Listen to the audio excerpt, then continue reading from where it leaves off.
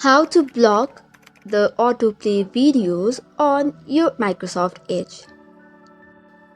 Hey guys, and let's get started.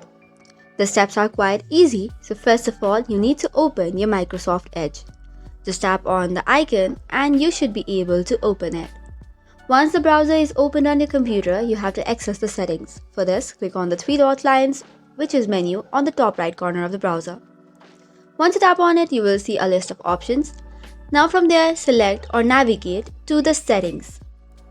Once the setting page is open, you have to search for the navigation bar which says cookies and site permissions. It is available on the left side panel. Once you select it, just scroll down until you find the option called as Media Autoplay. It is under the All Permissions section. And once you tap open it, it will take you to another page. Now you will see a drop down menu which says Limit, Allow and Block. Allow media will play automatically on any site, limit will depend upon the site interactions, and block would just block all the video automatically played. If you want to add a specific site, you also have an option to add it as well.